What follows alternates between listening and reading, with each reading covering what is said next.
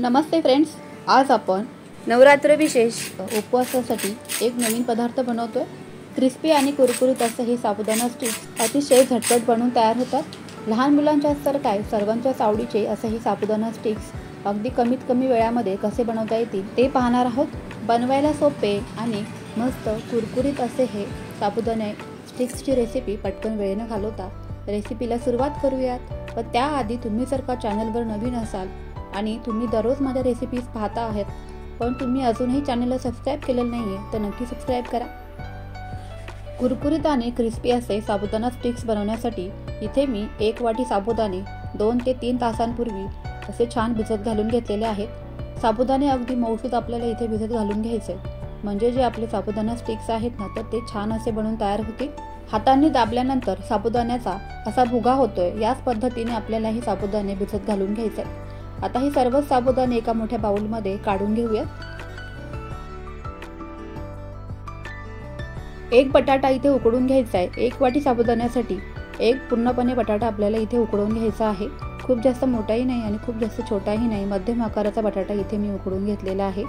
आता हा बटाटा आपल्याला पूर्णपणे किसून घ्यायचा आहे म्हणजे यामध्ये कुठल्याच प्रकारच्या गाठी किंवा गुठळ्या राहणार नाहीत। तुम्ही जर का उपवासाला कोथिंबीर खात असाल तर यामध्ये कोथिंबीर घातली तरीही चालेल। जिरे खात असाल तर जिरे घालायचे आहे। इथे मी लाल मिरची पावडर घेतलेली आहे, प्लेन लाल तिखट जे असतं तर तेच वापरायचे।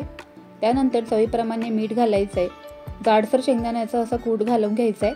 शेंगदाणे भाजून वगैरे घेण्याची आवश्यकता नाहीये, कच्चे शेंगदाणे जे असतात ना ते मिक्सरमध्ये जाडसर असे फिरवून घ्यायचे। आता हे सर्व साहित्य सुरुवातीला चमच्याने असं मिक्स करून घ्यायचे।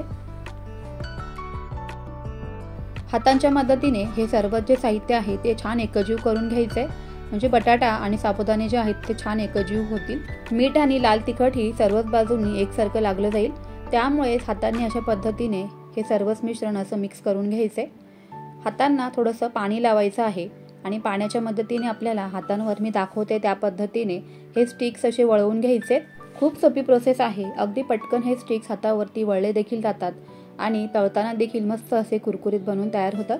उपवासाच्या दिवशी चटपटीत असं आपल्याला काहीतरी खावंसं वाटत असतं तर त्यासाठी हे कुरकुरीत असे साबुदाणा स्टिक्स तुम्ही नक्कीच बनवा। सेम पद्धतीने इथे मी तुम्हाला आणखीन एक स्टिक्स असं हातावर वळवून दाखवते।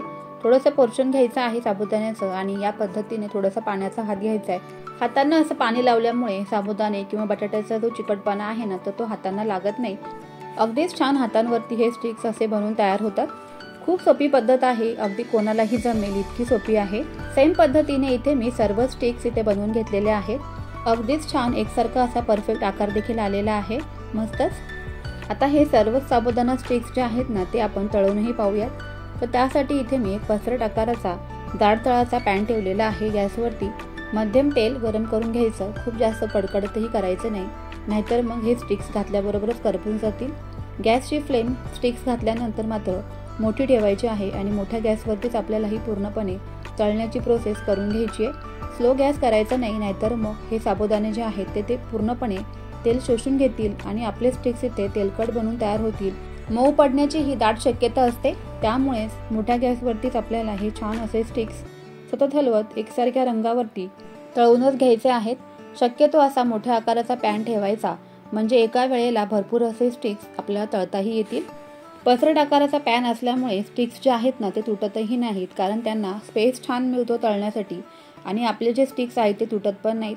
म्हणूनच इथे शक्यतो पसरट आकाराचा पॅन घ्यायचा आहे हे स्टिक्स तळण्यासाठी। मध्ये मध्ये सतत हलवत आपल्याला हे एकाच रंगावरती तळून घ्यायचे आहेत। हलक्या बदामी रंगावर येऊस्तोपर्यंत यांची बाजू उलटपलट करून घ्यायची म्हणजे ते आतमध्ये कच्चे राहणार नाहीत आणि छान असे खरपूस असे तळले जातील। अगदीच छान रंग आलेला आहे। आता आपण यांना तेलाच्या बाहेर काढून घेऊया।